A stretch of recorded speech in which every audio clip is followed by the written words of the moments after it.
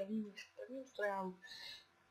Dneska bude jak si udělat vlastní Minecraft server na verzi 1.8, tak pustíme se na to, co k tomu potřebovat. Internet, silný počítač a IP adresu, neboli hamači taky.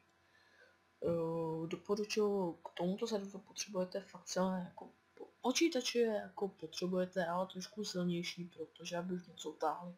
Protože ten server je fakt už náročný, není to, že je malý program, je to fakt server. Aspoň aby vám to utáhlo těch 5 lidí, jako je to dobrý, ale potřebuje na to trošku už silný ten počítač. A my teda počítáme s tím, že už to máte, že už ho máte silný, nebo aspoň nějaký takový, že by už něco mohl táhnout celkově. Tak pusťme se o toho. Nejdřív si najdeme stránku minecraft.net. Jo, tady budete tady. A tady máte already board game. Dáte downloaded here. A tady máte multiplayer server. A stáhnete si tohle Minecraft server exe. Kliknete, uložit soubor. Už se nám to stahuje, takže... A teď si na ploši vytvoříme jakýkoliv. Si vytvoříme složku s jakýkoliv jménem, třeba budeme třeba Čekra. Třeba můžeme. Ještě trošku přeměnu.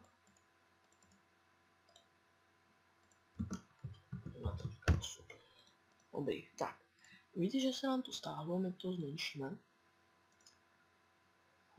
Fail, tak už. Otevřete. Tady máte, takže my to tady uložíme. A tady vidíte, že už máme to, takže otevřeme. Dáte poklopit, aby se to otevřelo. Chvíli to bude trvat. Víte, že se to hned zase vypnulo, což je normální. Dáte nula.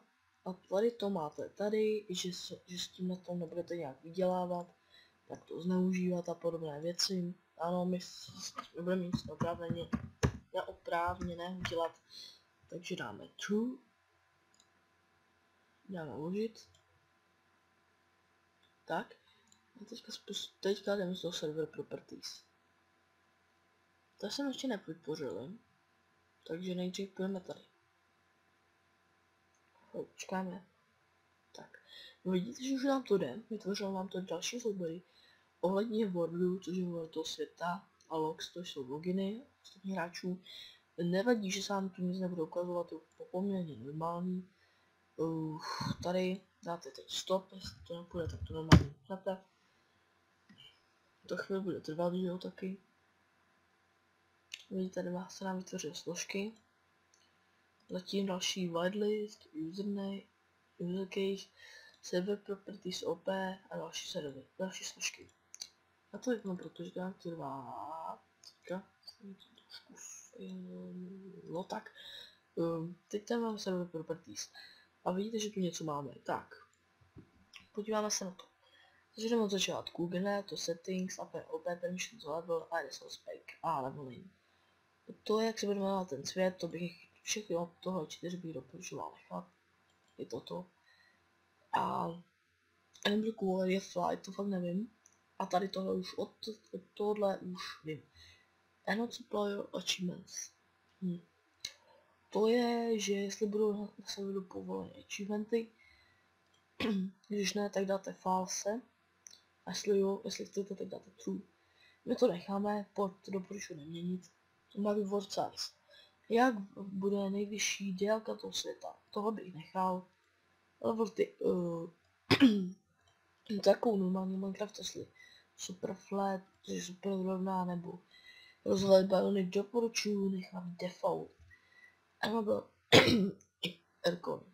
To necháme, jestli... To ne, to necháme. Jak je? Schovám. For game mode. To nechte jak už je, to už je nastavený. Jdeme server IP. Dále, co potřebujete, je hamači. Hamači stáhnete od někud. A teď to trošku těžké, ale to zvládnete. Tak, tady máme network. Počkám, jestli tam stopne.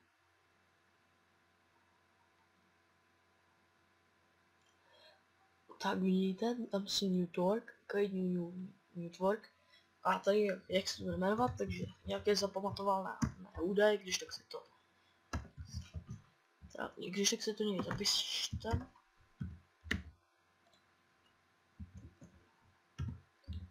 Create, vidíte, vytvořil se nám to, tohle smažu, to se nefunguje. Delete network, ano. Tak a tady skopírujeme tu copy IPv adres, což bude v IP serveru.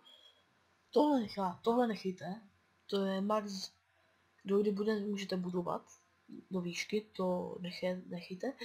Spavnem PT, jestli chcete, aby se vám tam spavnovaly vesnice z villagery, tak necháte. A jestli ne, tak dáte, co je u listu false. To znamená, že tam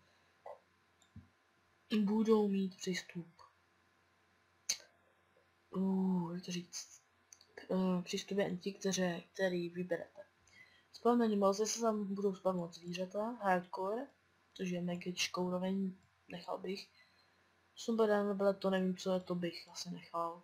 Online mode. Pokud dáte true, tak je to jen pro originálky, ale když dáme false, tak je to i pro barezánky, resuspect. To když se hráč připojí, tak mu to ukáže, jestli nechce využívat doporučený.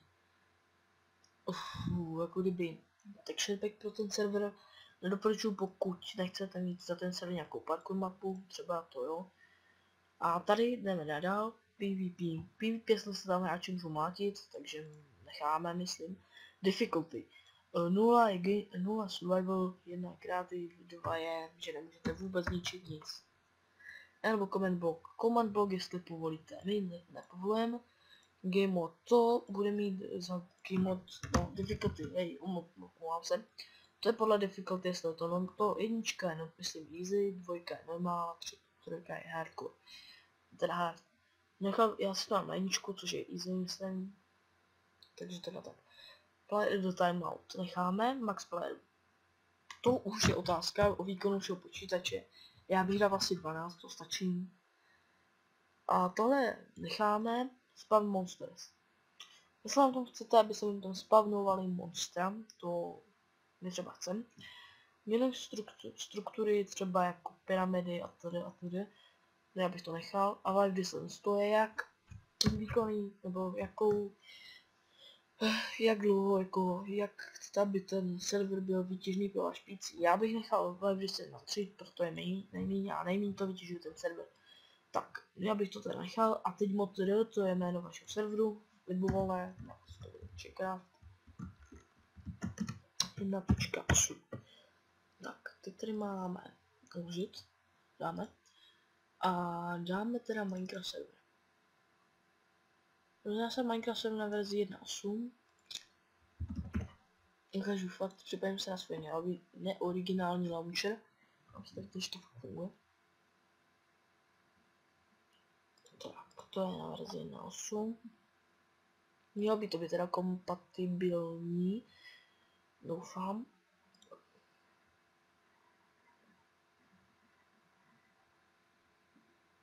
Tak.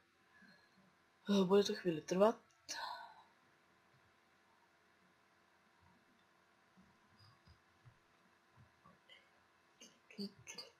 No tak už zapni.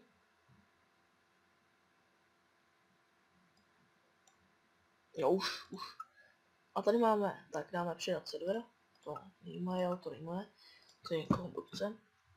A tady dáme svůj IP adresu. Co jsme si dali do toho, toho IP. Poznámkovou bloku, dáme hotovo. A se hudbu, která mě do toho ještě sede. Tak, tady si to dáme. A vidíte, jsme tu. Jsme na serveru. Oficiálně jsme na serveru. Všechno funguje jak má. V pohodě. Takže pokud jste se dostali sem, gratuluju, máte vlastně Minecraft server. V případě, že se vám video líbilo, pomohlo vám, dejte like, odběr. Budu rád za odběr. Když ne, tak ani to nemusíme nic říkat, to sami dobře víte. A já se teda doufám a zase se vidíme u dalšího tutoriálu. Víte, že se fakt jede, jo.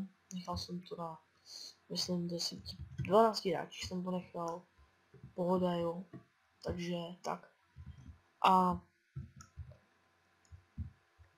já si myslím, že by to stačilo, už to je všechno pro dnešní tutoriál. Jenom že se vám video líbil, jestli ano, tak víte, co jsem říkal, že jo, a co dalšího tutoriálu.